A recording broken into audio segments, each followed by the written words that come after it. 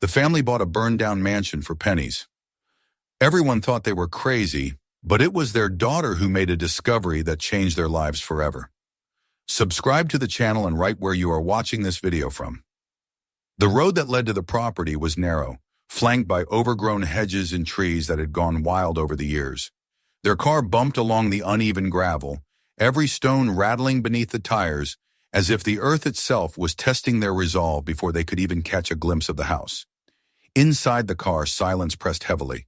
The husband kept his eyes on the road, his knuckles white around the steering wheel, while his wife sat stiffly beside him, her gaze turned outward, as though the scenery could distract her from the weight of what they were about to see. In the back seat, their daughter leaned forward eagerly, her small hands gripping the back of her mother's seat, her eyes filled with curiosity more than fear.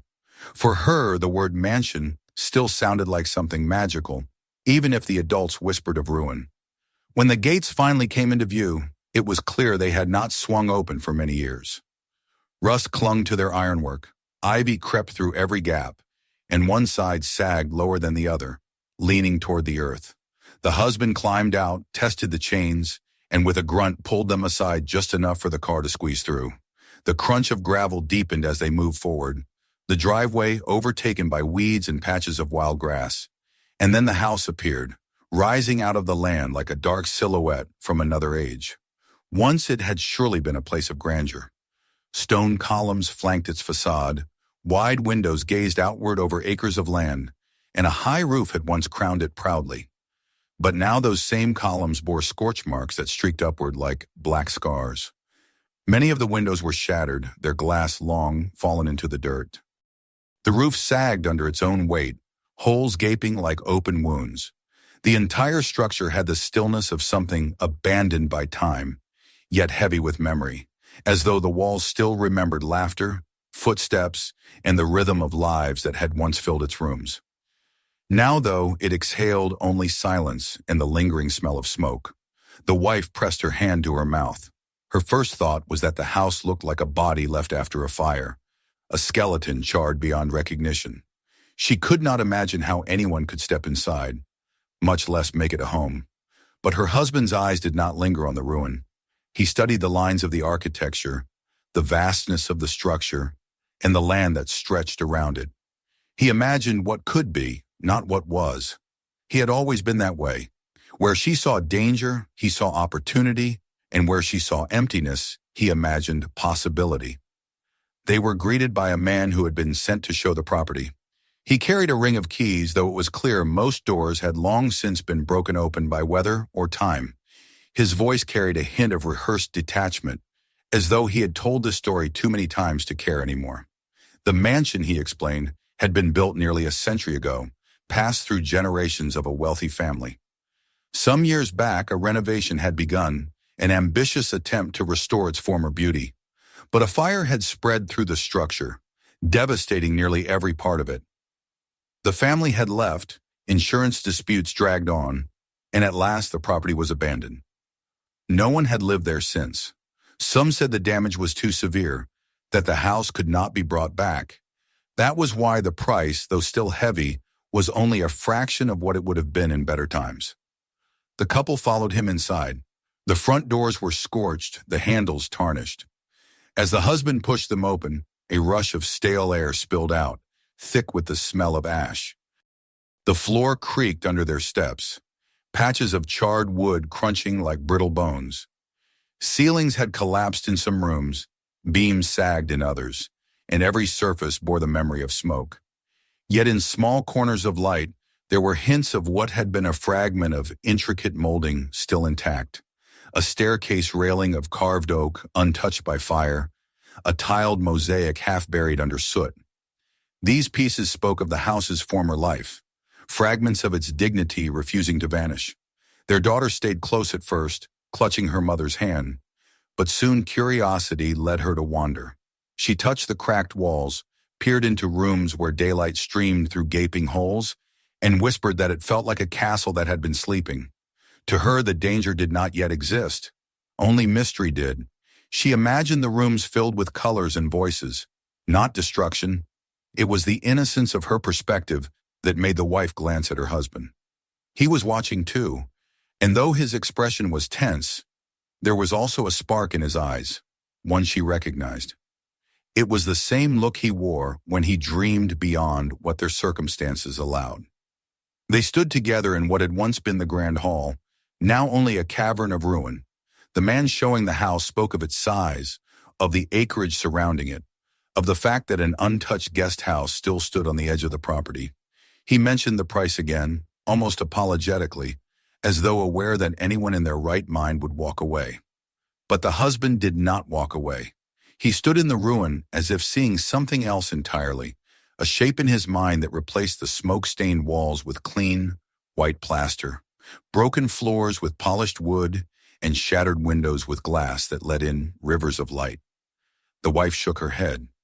She reminded him quietly that they did not have the money for such a venture, that their savings would barely cover the most basic repairs. She thought of the debts they already carried, the small apartment they had given up in hope of something better, the child who needed security more than crumbling walls. But her husband's voice was steady, almost defiant, as he spoke of what this house could become. He did not deny the risk. He simply refused to accept that ruin was the final word. The hours they spent there were filled with conflicting emotions. Hope and fear fought within the wife, while determination and doubt circled inside the husband. Their daughter, meanwhile, skipped through halls with the unshakable belief that this could be theirs. When they finally stood outside again, looking up at the scarred facade against the gray sky, the weight of decision pressed upon them. They could walk away, retreat into safety, and never think of this place again. Or they could leap, gamble everything on a vision no one else believed in. That evening, in a small cafe near the town, the conversation reached its inevitable conclusion. The wife spoke of her fears, of the sleepless nights she imagined, of the walls collapsing around them. The husband spoke of new beginnings, of how life rarely offered a second chance at something extraordinary. Their daughter drew on a napkin with the stub of a pencil she carried, sketching a crude picture of a house with a bright roof and flowers in the garden. She slid it toward them and smiled as if her childish drawing could seal the decision. And in a way, it did. By the time they returned to the estate the following morning, their minds were made up. Papers were signed, signatures etched onto contracts that bound them not just to a house, but to the long struggle ahead. The keys, heavy and cold, were placed in the husband's hand. The gates creaked once more as they drove through, this time not as visitors but as owners.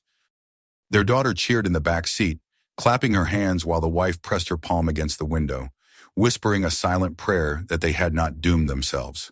The husband drove with his jaw set, determination hardening inside him. The car rolled to a stop before the ruined steps, and the family stepped out together. Behind them stretched the years of safety they had left behind. Before them stood ruin and risk, but also the fragile possibility of something greater. The mansion loomed, scarred but waiting, its silence heavy with challenge. They did not yet know the storms, the failures, the exhaustion that lay ahead. For now they stood at the threshold of a dream too fragile to name, yet too powerful to resist. And with that, the decision was made. Their lives, for better or worse, were now bound to the fate of this house. The first night inside the mansion was unlike anything the family had ever experienced. After signing the final papers and returning with what few possessions they had managed to carry from their old apartment, they walked through the tall front doors as owners for the very first time. The vastness of the entrance hall, the hollow echo of their footsteps, and the scent of smoke that had soaked deep into the walls were overwhelming. Yet they had no choice but to stay. Renting elsewhere would drain the little money they had left, and every dollar from now on had to serve the house. They settled in one of the smaller rooms at the back, one of the few spared from the flames. The walls were scarred but intact, and though the floor creaked with every step, it was dry enough to lay down their sleeping bags and boxes. The air was damp, heavy with the chill of autumn. As darkness spread outside, silence crept into the house with it. The little girl huddled between her parents, her body curled tightly under the covers, asking no questions but breathing quickly, her small heart beating faster than she wanted to admit. Her mother stroked her hair, whispering that soon this place would be warm and filled with light. But even as she said the words, her own eyes searched the shadows above the half-collapsed ceiling. The husband lay on his back, staring at beams charred black and listening to the groans of old wood shifting in the cold. He tried to imagine what it would feel like to sleep here 1 year from now, when the roof was whole, the walls freshly painted, the rooms alive with furniture and laughter. But each time he closed his eyes, the smell of ash brought him back to the present, reminding him how far away that vision remained. At dawn, they rose stiff and tired. Sunlight streamed through a jagged hole in the ceiling, falling onto their makeshift bedding. The girl pointed upward as if it were a skylight, laughing softly, but her parents knew the truth. The house was bleeding. They had to act quickly. That morning, the husband called contractors, engineers, and surveyors, hoping for guidance on where to begin. Within days, professionals arrived, walking through the halls, taking notes, shaking their heads at the damage. Their verdicts were harsher than expected. Entire sections of the roof were beyond repair and would have to be replaced. The wiring throughout the mansion was destroyed, posing a fire hazard that made the building unlivable. Water pipes were cracked and leaking in the basement, spreading dampness upward. Some walls leaned precariously, scarred by heat and rain, threatening collapse. The costs they quoted rose with every passing hour, climbing beyond anything the couple had imagined when they first saw the bargain price on the property listing. The wife's stomach sank as the numbers grew. She had feared they had taken on too much, and now the experts confirmed it. The husband kept nodding, asking questions, pushing for alternatives. But even his confidence wavered when one of the engineers bluntly told him it would be cheaper to tear the house down and build anew than to restore what remained. He refused to admit it aloud, but inside him, a seed of doubt began to grow. Could he really bring this place back to life, or had he just chained his family to a sinking ship? Still, he pressed on.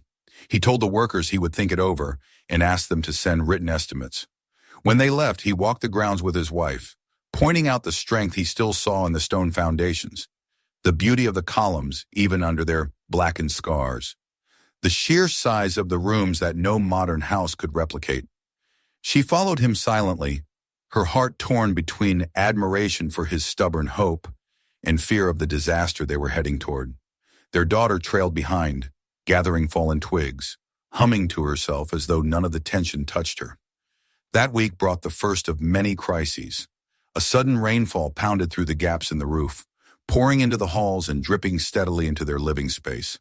The family scrambled to catch the leaks in pots and buckets, but water spread across the floorboards, soaking into the old wood. In the night, the sound of dripping was like a cruel clock ticking away at their nerves.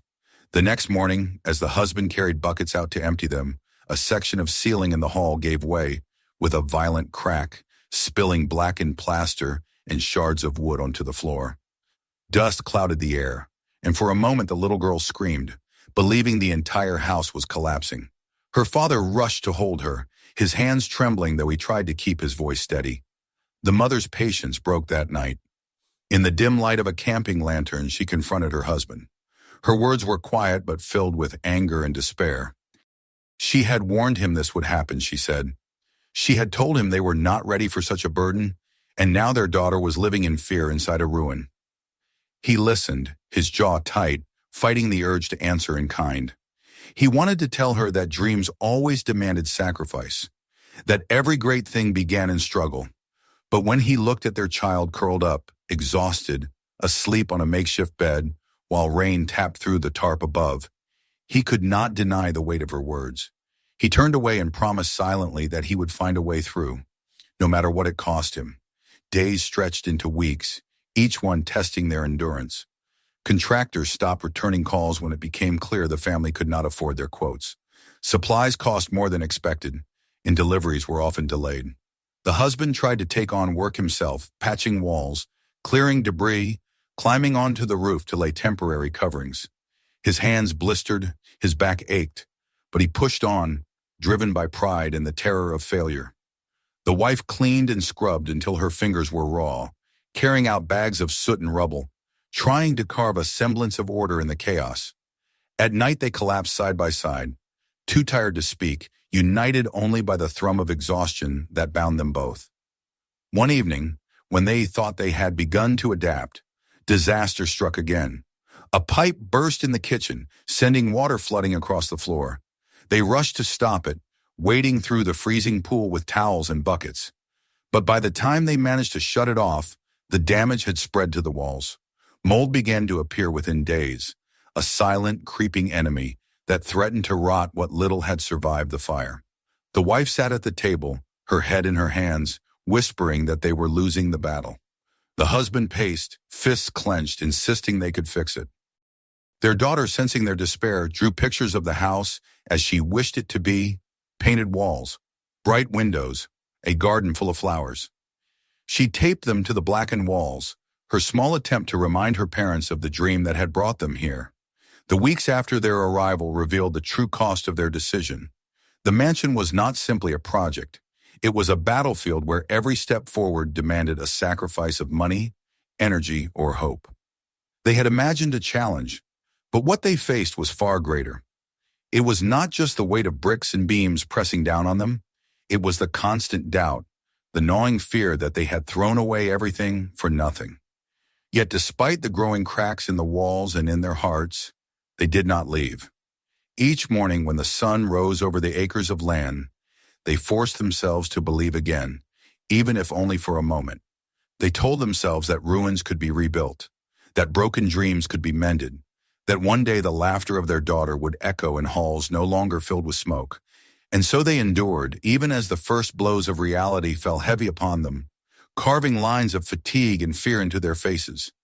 They had stepped into this house with hope, and though it seemed fragile now, almost shattered, it was all they had to hold on to. Little did they know, the trials had only begun, and the true sacrifices were still to come. The days that followed seemed to blend into one another, each carrying the same rhythm of exhaustion, each demanding something more from them than they believed they could give.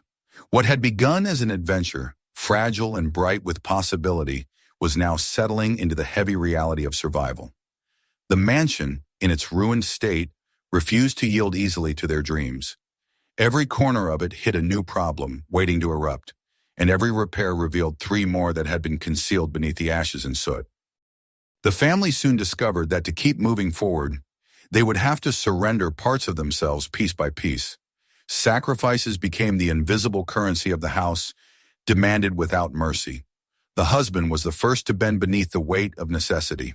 His modest salary, once just enough to keep them afloat, now vanished instantly into the pit of materials, tools, and emergency fixes. He began to take extra hours, then side jobs, working late into the night until his hands were numb and his body ached. In the mornings, he returned to the mansion, trying to patch roofs or drag debris into the yard before heading back out again. Sleep became a stranger. His eyes grew hollow, his shoulders slumped, but he clung to the idea that only through his endless labor could the house be saved. Pride kept him silent. He never admitted to his wife how much it hurt, how often he doubted whether his body would carry him through another day. His wife bore her own burdens, quieter but no less consuming. She became the steward of every penny, stretching meals into weeks, cutting corners until there was nothing left to trim. She sold jewelry she had once treasured, then clothes, then furniture from their old life. She learned to cook simple meals that filled their stomachs without costing more than a few coins, turning beans, bread, and watered broth into dinners that her daughter accepted with innocent trust. At night she lay awake, calculating numbers in her mind, subtracting debts and adding costs, trying to see some future where the balance would not be red. Each time she reached the same conclusion. The dream was larger than their means.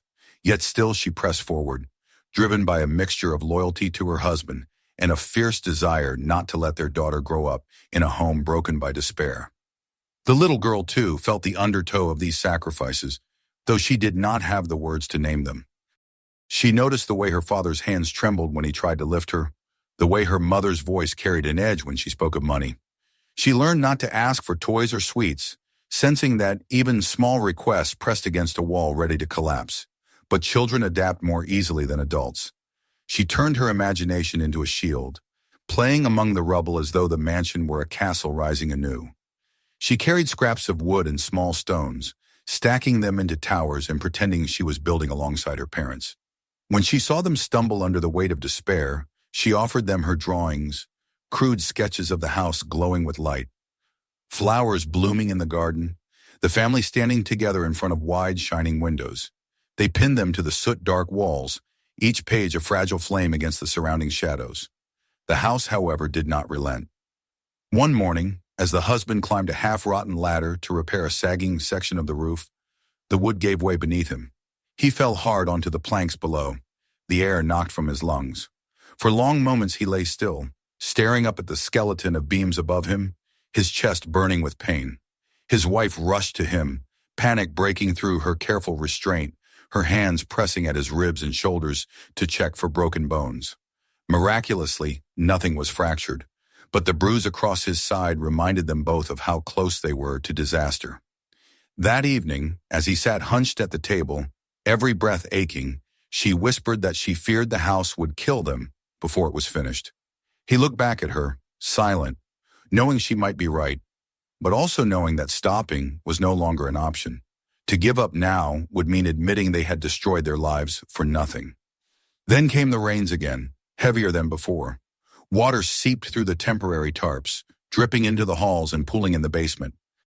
The smell of dampness thickened, and mold grew across the walls like spreading bruises. They spent entire nights hauling buckets of water out by hand, their feet sinking into mud that clung to their boots. Their daughter, wrapped in blankets, sat watching with wide eyes, her face pale in the glow of a single lantern. Each storm felt like a test sent to break them, and each time they survived, they were left weaker, more drained, yet still stubbornly holding on. Neighbors passed by occasionally, some offering brief words of encouragement, others shaking their heads with disbelief. The story of the family who bought the burned mansion spread quickly through the town. Most people saw them as fools chasing an impossible dream, wasting their money and their health on something better left to ruin. The husband bristled at these judgments, but kept them inside, burying his anger beneath more work. The wife felt humiliation burn in her chest, especially when she heard whispers that they would lose everything before the year was over. Yet despite the doubt that surrounded them, they could not turn back. Pride, hope, and fear combined into a single force that pushed them onward. As the weeks passed, arguments grew sharper between husband and wife. Exhaustion left them raw, and the stress of constant setbacks eroded their patience. She accused him of recklessness, of dragging them into a trap they could never escape. He accused her of losing faith, of surrendering too easily when they had already come so far. Their voices rose in the empty rooms, echoing against charred walls, filling the house with bitterness instead of laughter.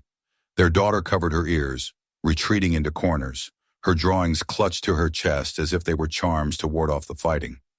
Each argument ended in silence, each silence in renewed labor, as if the only way to escape the weight of their anger was to bury it under bricks and beams. Still, amidst the strain, there were fleeting moments of grace. A morning when sunlight streamed through a hole in the roof and illuminated a section of mosaic tile long hidden beneath soot. An evening when the three of them sat together, eating bread and soup, and the little girl leaned her head against her father's shoulder, her quiet presence softening his exhaustion. These moments did not erase the hardship, but they reminded them why they endured. The house was more than wood and stone now. It was a crucible, testing the strength of their bonds, demanding that they discover how much they were willing to lose to win it back. By the end of those first months, they had already sacrificed more than they had ever imagined. Money was nearly gone, sleep had become a luxury, and hope flickered like a candle in the wind. Yet still they remained, bound not only by stubbornness, but by the faint glimmer of something greater. They had chosen this ruin, and now it had claimed them in return. The husband's body bore bruises and blisters. The wife's face was lined with worry, and their daughter's laughter was quieter than before, but none of them left. They continued to push against the weight of the house, even as it pushed back with relentless force. The sacrifices had only begun, and deep down they knew it. But in their hearts lingered the fragile belief that someday, if they endured long enough, the house would give back what it demanded. Someday it would be more than ruin. Someday it would be home. The weeks of sacrifice left the family worn thin, their spirits pulled taut by the endless strain of working against a house that seemed determined to resist them. The mansion loomed larger in their lives than anything else. It absorbed every thought, every coin, every ounce of energy they could muster. It no longer felt like they lived inside it, but rather that they lived for it, enslaved to its demands. Though there were moments of pride when a wall stood straighter, or when the sound of dripping water was finally silenced after hours of labor, those small victories were quickly buried beneath the weight of new disasters. And with each new problem, the invisible thread that bound husband and wife grew thinner, fraying under the pressure until both feared it might snap. It was the wife who first allowed the words to pass her lips. They sat at the battered table in the small room they used as their shelter, the flicker of a lantern casting shadows that made the ruined walls look even darker. She stared at the stack of bills spread before her, the sums scribbled in ink that she had already calculated a dozen times. Her voice trembled as she said that perhaps they should give up, that perhaps selling the land and surrendering to reality was better than being crushed by debt and despair. The words hung in the air like smoke. Her husband looked at her with eyes that had grown hollow from long nights of work, and for a moment he could not find his voice. Then when he did, it was sharp with anger, though beneath it lay fear. To sell now, he said, would be to admit they had destroyed themselves for nothing. They would walk away with no house, no money, and no future. They would be fugitives from their own choices. The argument rose like a storm, their voices echoing in the ruined halls. He accused her of weakness, of letting doubt devour her resolve. She accused him of pride, of dragging them into this pit out of stubbornness rather than wisdom. Each accusation was a wound, each word a spark that lit the tinder of their exhaustion. Their daughter huddled in her blanket nearby, eyes wide with fear as she listened to the anger of the two people she depended on most. She wanted to shout at them to stop, but her voice caught in her throat, and instead she pressed her small hands against her ears, willing the storm to pass. When at last their voices broke into silence, the house seemed to settle into an even deeper stillness, as though it too had grown weary of their fighting. In the days that followed, the air between them was heavy with unspoken words. They spoke only of practical things, the cost of wood, the need for nails, the hours of daylight left for labor. Yet beneath those simple words lay currents of resentment and fear. The wife found herself wondering if perhaps the engineers had been right from the beginning, that the house was beyond salvation. The husband, though he kept working, found himself lying awake at night staring at the black beams overhead, imagining for the first time what it would feel like to admit defeat. Doubt gnawed at them both, a slow erosion of the determination that had once seemed unshakable. Their daughter felt the shift more keenly than either of them realized. Where once she had believed in the dream simply because her parents did, now she sensed that their faith was cracking. She no longer heard them speaking of what the house could become, but only of what it had already taken from them. The laughter that had once broken through their exhaustion was gone, replaced by sighs and silence. And so she began to wander the house on her own, searching for something that might restore the spark they had lost. The mansion was still a place of shadows, its halls filled with the scent of ash and the echo of empty rooms. Yet for the little girl, it was also a place of mystery.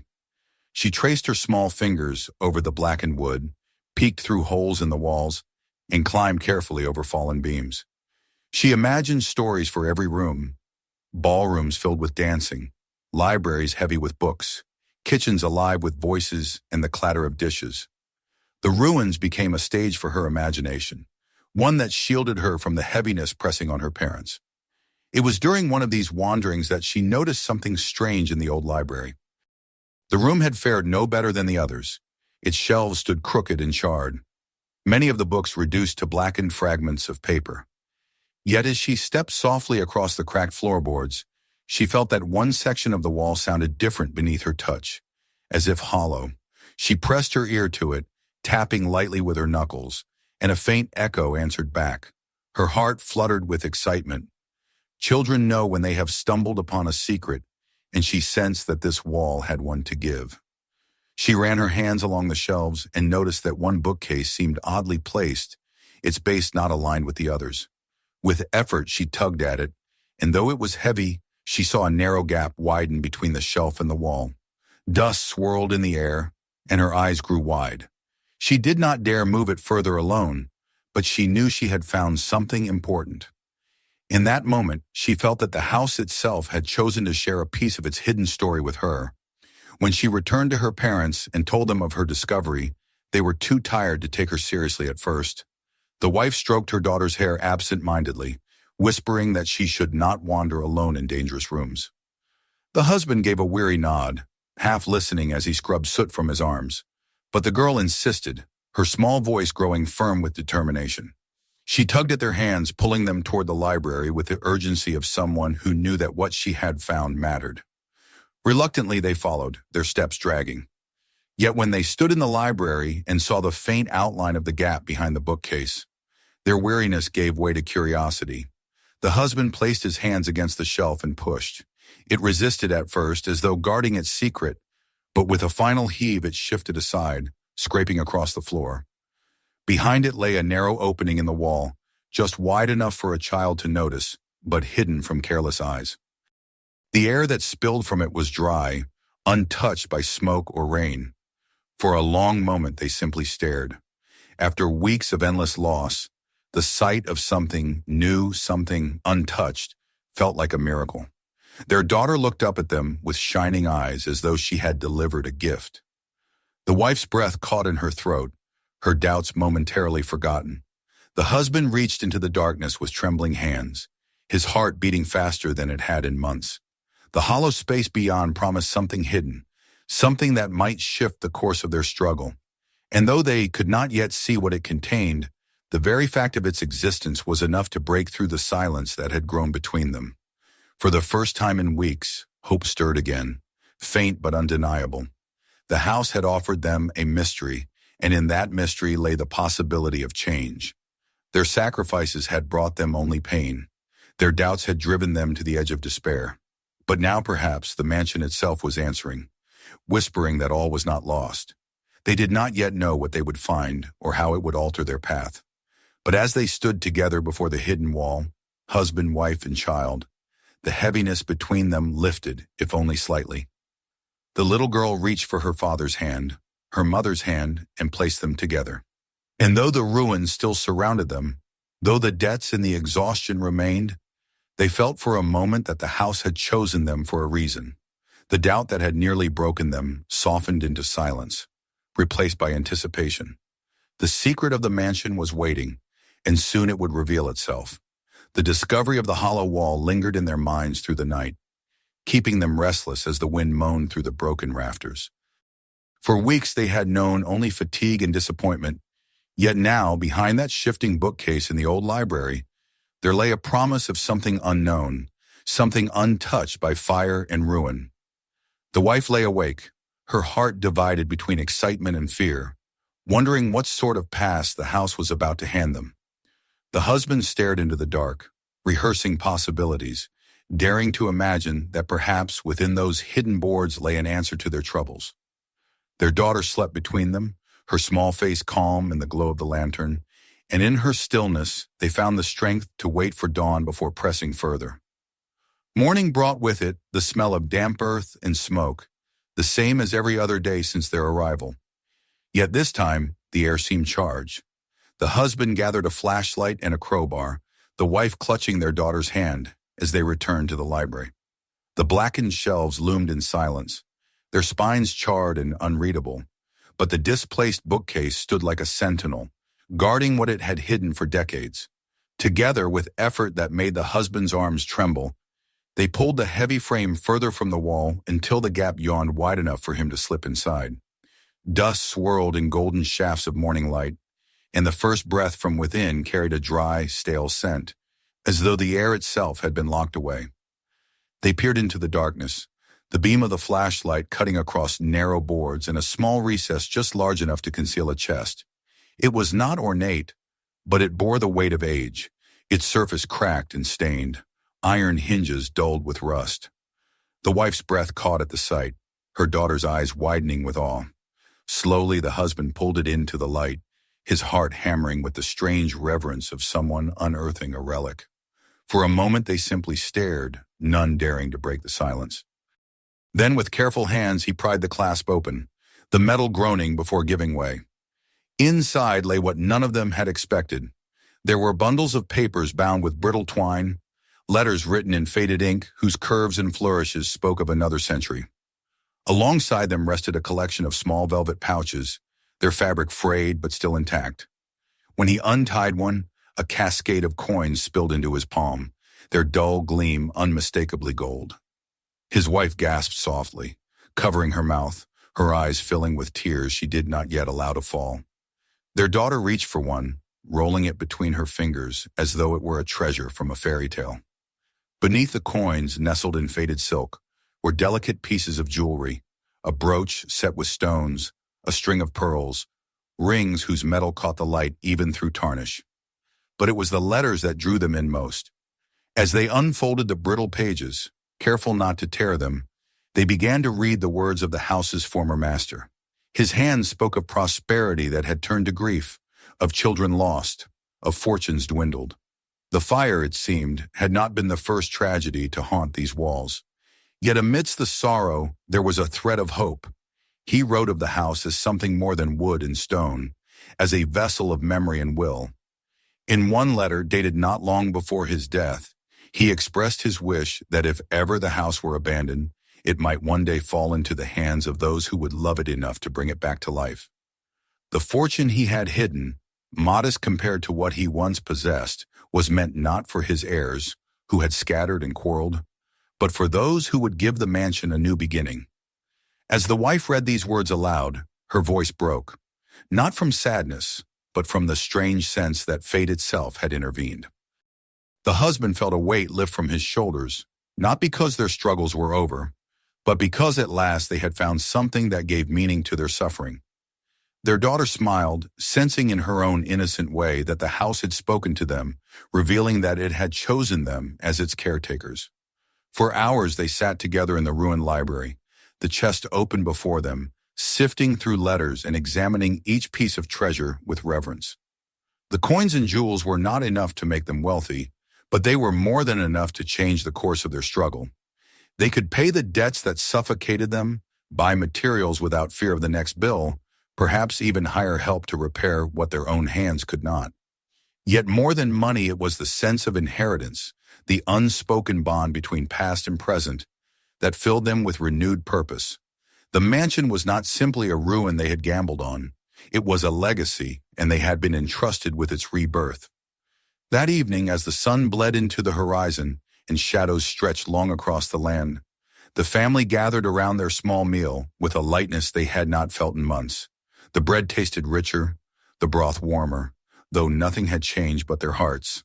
The wife reached across the table for her husband's hand, and for the first time in weeks he did not hesitate to meet it. Their daughter laughed softly as she recounted how she had discovered the hollow wall, pride shining in her eyes.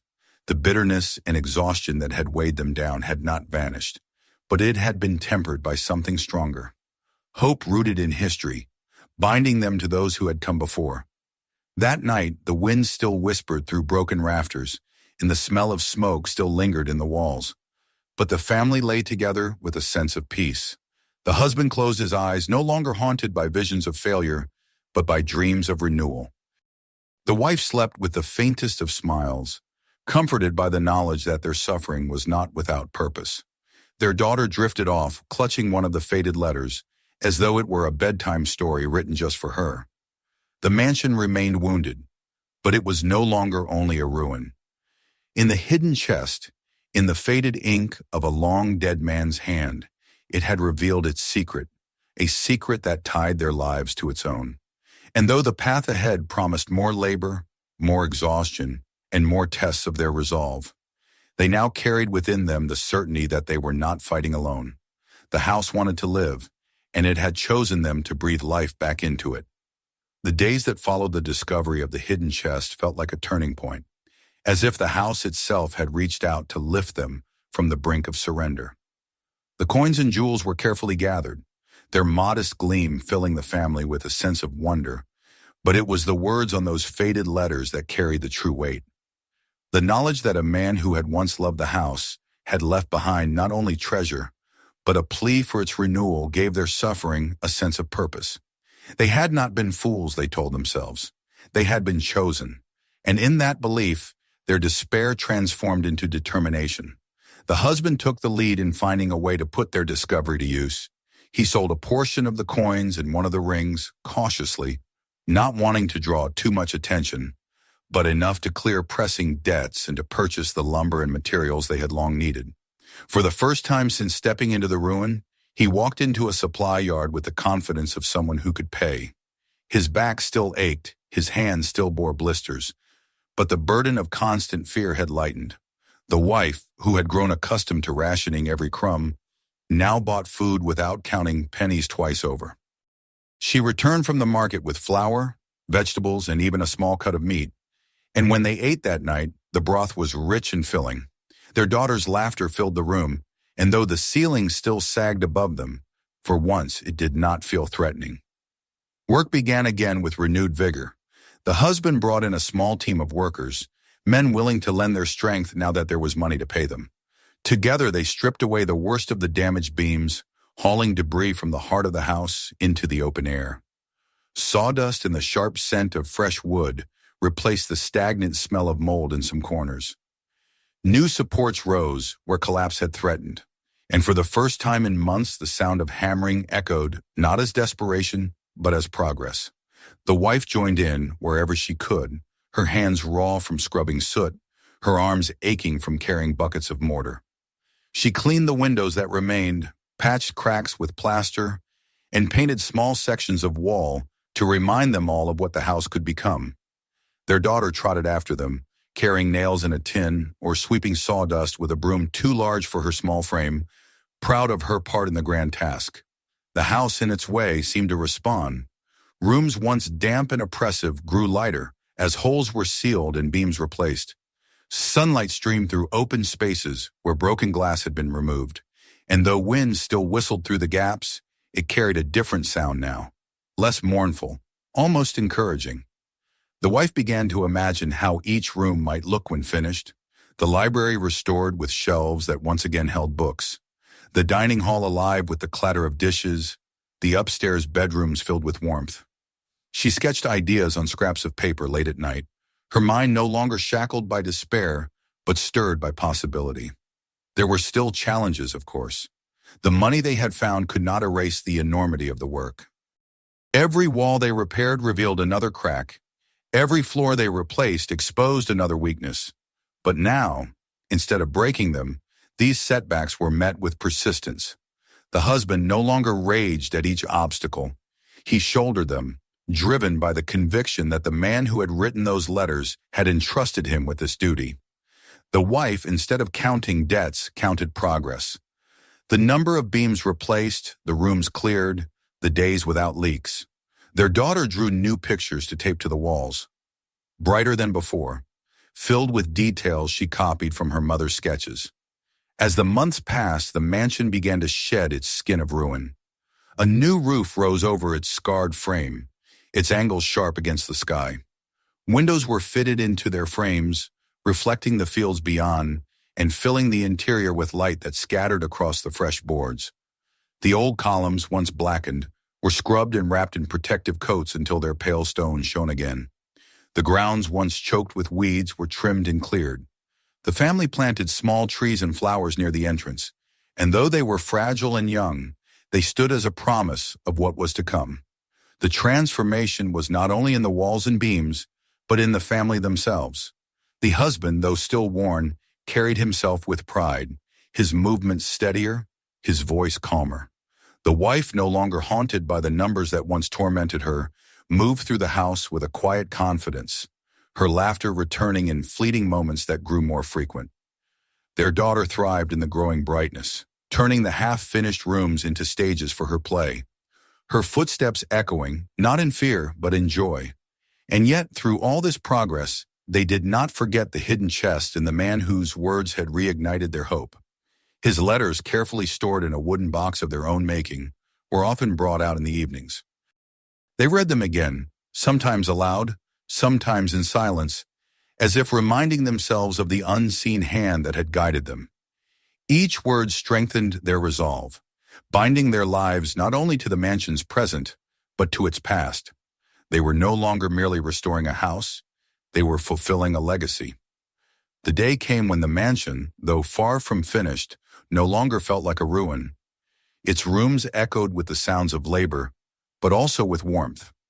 The family moved their sleeping space from the cramped corner into a larger room, one with new plaster on the walls and windows that let in the morning sun. They placed their few pieces of furniture carefully, proud of each small comfort. That night, as they sat together by the light of a new lamp, they felt for the first time that they were not merely surviving within broken walls. They were living again. The path ahead was still long. There would be more storms, more debts, more exhaustion. But the house was no longer their enemy. It had revealed its secret, given them the means to fight, and in return they had given it their labor and their faith. In that exchange, something sacred had taken root. They were no longer prisoners of the mansion's ruin, but partners in its rebirth. And as the wind settled into quiet outside, carrying the scent of fresh timber through the halls, the family knew that they were closer than ever to the day when the house would stand whole once again. The season had turned by the time the mansion stood tall again, no longer a carcass of soot and ruin, but a structure breathing with new life. The scars of fire had been erased by months of relentless labor, replaced with smooth plastered walls, gleaming windows, and a roof that no longer wept with every storm. What once had been a house of despair had become a place where mornings felt bright and evenings warm, a place where voices no longer echoed hollowly but carried naturally through rooms that seemed eager to welcome them. The family, who had arrived broken and uncertain, now moved through the halls with a sense of belonging. The mansion was theirs not because they had bought it, but because they had fought for it, piece by piece, with sweat, sacrifice, and unyielding belief. The day of completion was not marked by any grand declaration. No ribbon cut or trumpet sounded. It crept upon them gradually until one evening the husband realized he had no more beams to lift, no more leaks to patch, no more urgent tasks to stave off disaster. He stood in the wide hall where the fire had once raged hardest and listened. There was only silence, calm and steady, broken only by the sound of his daughter's laughter from upstairs and his wife humming softly in the kitchen. For the first time, the house no longer demanded, it simply received. It was his wife who suggested they mark the moment. She had lived through every doubt, every sleepless night of fear, yet now her eyes shone with quiet triumph. They decided to invite the few neighbors who had watched from afar, some skeptically, others kindly, to share a simple meal in the reborn house. The preparation was humble bread, soup, and roasted vegetables laid out on the wooden table they had salvaged and restored. But to the family it felt like a feast.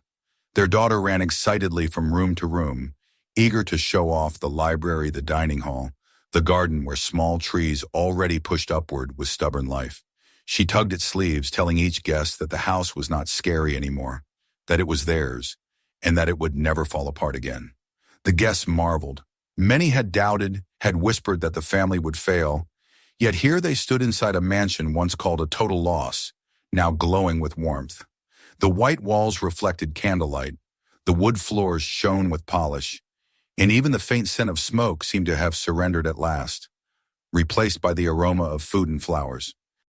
They congratulated the husband and wife, their voices tinged with both surprise and respect. But the family knew the real victory had been quieter, forged in the nights when no one else had been watching. After the guests left and the house fell silent again, the family remained in the dining hall, unwilling to let the moment pass too quickly. They sat together, the three of them, around the table that now felt too large for just them, but somehow perfectly right. The husband reached for the wooden box where they kept the letters of the house's former master, carefully unfolding one of the fragile pages. He read aloud the lines that had struck him most, the words about the hope that one day someone would love the house enough to give it new life. His voice wavered, not from weakness, but from the swell of emotion that filled him. His wife placed her hand over his, their daughter resting her head on her mother's arm, listening with the solemnity of a child who understood more than her years should allow. When the letter was folded and returned to its box, the silence that followed was not empty, but full. They looked around at the room, its wide windows, its smooth walls, and saw not just what they had built, but what they had become. Their journey had stripped them bare, demanded sacrifices they never imagined they could give. But in return, it had forged something stronger. They had learned patience when all seemed hopeless, endurance when their bodies cried for rest, and faith in one another when doubt had threatened to tear them apart. The house was whole, but so were they. The days afterwards settled into a new rhythm. No longer did the family wake in fear of what might collapse or leak or break.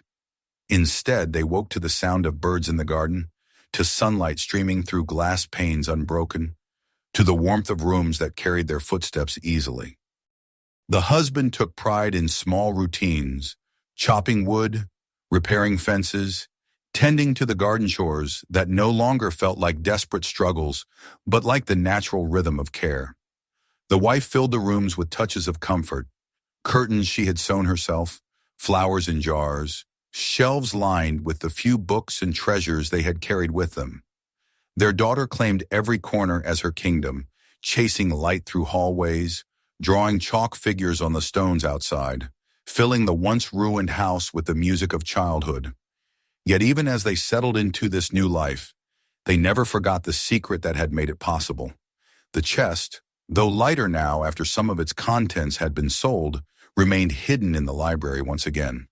Not as a treasure to hoard, but as a reminder.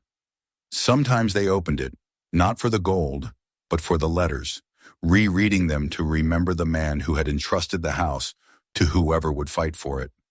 It felt to them as though he lingered still, not as a ghost, but as a presence woven into the beams and stones, smiling quietly at the life that now filled the space he had once feared lost.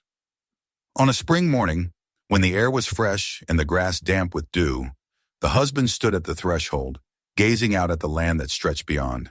He felt his daughter tugging at his hand, urging him to come play, and his wife's voice calling softly from inside. He turned back to see them framed by the doorway, the house behind them, solid and bright, and in that instant he understood fully what they had created.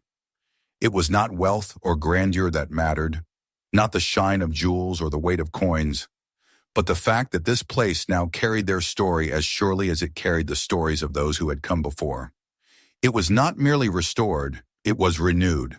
As the day drew on and the sun lit the walls in gold, the family moved easily through the rooms, each step echoing with the memory of all they had endured. The wife paused in the library, running her fingers along the restored shelves, whispering a quiet thank you to the hidden wall that had once opened their path. The daughter played in the garden, her laughter rising higher than the birdsong, her voice filling the air with joy that could not be contained. The husband lingered in the hall, tracing the grain of the wood he had laid with his own hands, a simple gesture of pride and gratitude. When evening came and the family gathered again around their table, the glow of lamps soft against the walls, they spoke little. Words were no longer needed. The mansion, once an empty shell of ash and silence, now beat with the rhythm of their lives. It was not perfect, and perhaps it never would be, but it was whole, and it was theirs. They had given themselves to it, and in return it had given them back a home. Outside, the wind moved gently through the trees they had planted, whispering through leaves that trembled with life. The house stood steady against the fading light, no longer a monument to ruin, but a testament to resilience. Within its walls, a family sat together, bound by struggle, strengthened by love, and certain that whatever trials the future might bring, they would face them not as wanderers or as dreamers chasing something fragile, but as the rightful keepers of a home that had once been lost and was now reborn. And in that certainty, in the quiet warmth of the evening, they finally felt the truth settle deep within them. The mansion was no longer a dream they chased. It was the ground beneath their feet, the roof above their heads, the story written into their days. It was home. Don't miss what's coming next. Hit subscribe and turn on the bell so you never skip a story. Click here to watch the next video or dive into more of our stories right now. And if this one kept you hooked, share it with your friends. Let them experience it too.